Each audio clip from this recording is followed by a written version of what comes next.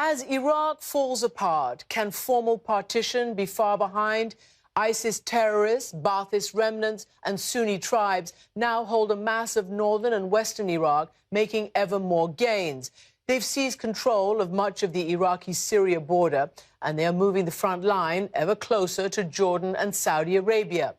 The embattled Prime Minister, Nouri al-Maliki, still holds Baghdad and the Shiite heartland to the south. Though today in Baghdad, U.S. Secretary of State John Kerry said that he should step aside if he cannot forge a political solution and unify Iraqis to staunch the bleeding. And he repeated President Obama's pledge of limited military support. The support will be intense, sustained, and if Iraq's leaders take the necessary steps to bring the country together, it will be effective. But will it be enough to put Iraq back together again? The Kurds, gassed by Saddam Hussein in the 1980s, autonomous since 1991 when the United States defeated the dictator in the first Gulf War, have now moved quickly to pursue the biggest prize, their decades-long dream of independence. My exclusive interview with the Kurdish president, Masoud Barzani, who tells me that he will try to persuade Kerry when he visits the region tomorrow that the time has now come, despite U.S. opposition and fears of an even wider regional war. President Barzani, welcome to the program. Ahlan wa sahlan. Welcome. Welcome, ma'am. You are all welcome. Let me start by asking you, can Iraq hold together anymore? من الصعب جدا. It is very difficult to imagine so, because the current experience is showing us that we cannot continue this way. Now we are living a new Iraq, which is different completely from the Iraq that we always knew, the Iraq that we lived in 10 days or 2 weeks ago. So if this is a different era, Mr. President, is this the time that the Iraqi Kurds want to pursue your long-time goal of self-determination, even independence? خلال العشر سنوات الماضية During the last 10 years, we did everything in our ability. We made every effort, and we showed all flexibility to build a new democratic Iraq. But unfortunately, the experience has not been successful the way that it should have. And that's why I believe that after the recent events in Iraq, it has been proven that the Kurdish people, to seize the opportunity now, the Kurdistan people should now determine their future. Could I get you to be precise? Does that mean seeking independence, Mr. President? Like I said, the time is here for the Kurdistan people to determine their future, and the decision of the people is what we are going to uphold. So if there was a vote tomorrow, what would the decision of the people be, do you think?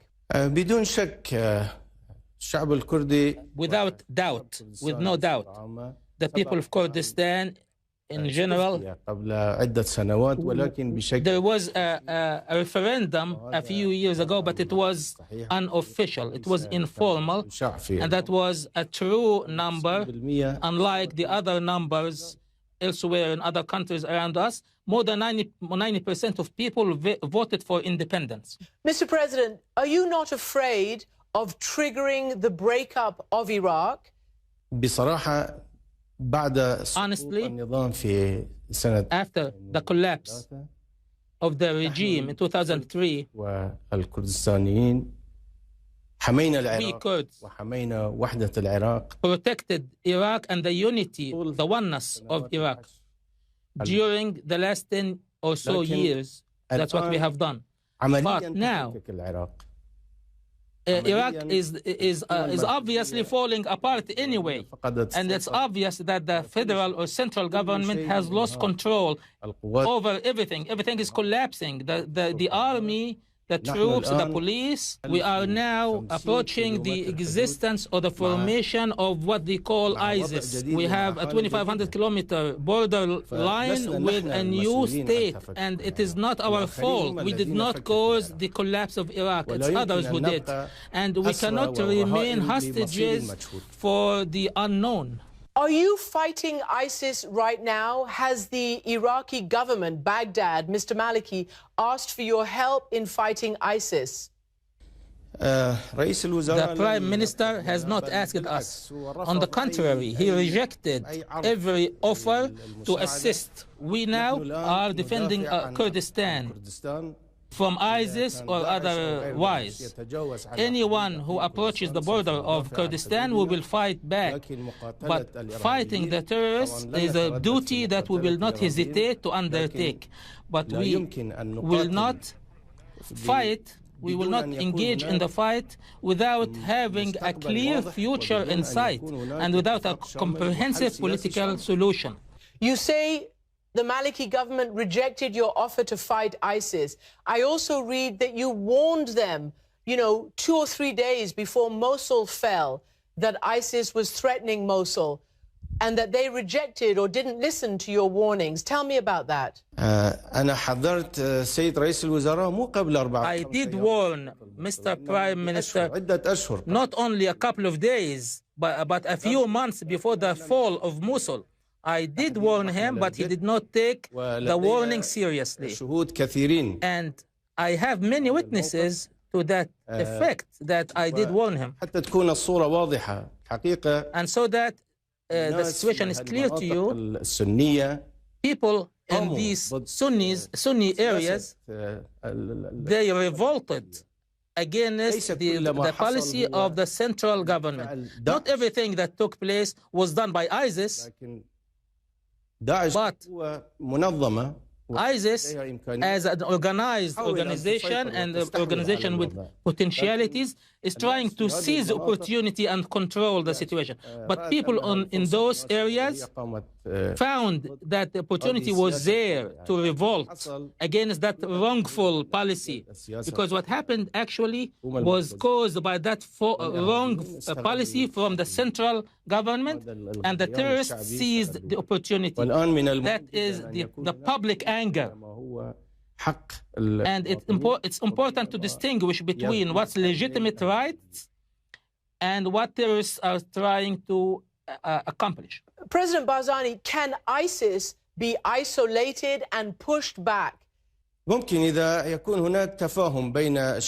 possible if there was understanding between Shi'is and Sunnis, and if there is a guarantee of a true partnership in the authority, in political power, and if the wrong policies were dealt with. But this cannot be accomplished without a true national reconciliation and a comprehensive political solution. But the situation has been very complicated. And the one who is responsible for what happened must step down. Do you mean Mr. Maliki? طبعا هو القائد العام للقوات المسلحة. He is the general commander of the army. He built the army on the ground of personal loyalty to him, not loyalty to the whole country. And he monopolizes authority and power. He led the military, and this is the result. His wrong policies, he is responsible for.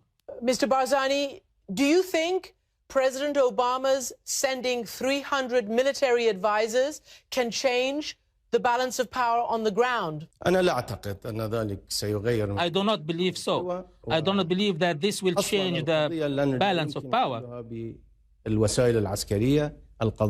And this issue cannot be resolved by military means. It's a political issue that has to be dealt with politically. And after that, a military resolution can be easier to accomplish if there was a political agreement and political power. The United States have been the Kurds' greatest friends, at least since the 1990s, with the no-fly zone after the first Gulf War. And you've been able to build a thriving, autonomous, mostly democratic society. But Secretary Kerry is coming to visit you tomorrow to Erbil, and they do not agree with independence for the Kurds. What are you going to say to him? بهذه المناسبة أود أن أقدم الشكر. I'd like to take this opportunity to extend my gratitude to the United States and to the sacrifices made by the American military. أنه جدير لو توفرت له. The United States has been a true friend, and we, Kurds, have shown that we deserve that friendship, and that if we are given the opportunity, we can successfully rule our own region. And the success of the region of Kurdistan was the only success that resulted from American policies. And the United States has given the opportunity to all Iraqis to build a modern democratic state, pluralistic state, federal state. But unfortunately, the others were not able to seize the same opportunity. What will you say to him? I will try to explain the situation to him, and I will try to explain to him what we have done during the last 10 years. There is nothing no effort that we spared in order to make the democratic experience succeed in Iraq, but this is the result. I will ask him, how long shall the Kurdish people remain like this? The Kurdish people is the one who's supposed to determine their destiny, no one else. For a long time, President Barzani, there was a question about what resources you might have in Kurdistan. You have now seized Kirkuk with the big oil-producing area. Are you going to give back Kirkuk, or are you keeping Kirkuk for good? لم نشك في يوم من الأيام حتى سابقا أنها جزء عزيز من كردستان. We never had any doubt at any time that Kirkuk is part of Kurdistan. But we are willing to resolve this issue using the provision of Article 140.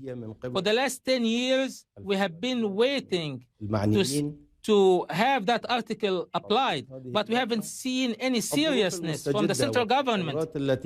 And since we have new developments in Iraq now, this is what brought about the new situation with Kirkuk coming back to Kurdistan, and it has always been part of Kurdistan. So there is no reason to talk about this. Do you mean a referendum? We haven't done this referendum yet, but we will do, and we will respect the opinion of the citizens, even if they refuse to have Kurdistan as an independent state. President Barzani, do you feel that your life's work is about to be accomplished? I really hope this is the case. President Massoud Barzani, thank you very much indeed for joining me from Erbil. Shukran. Thank you so much.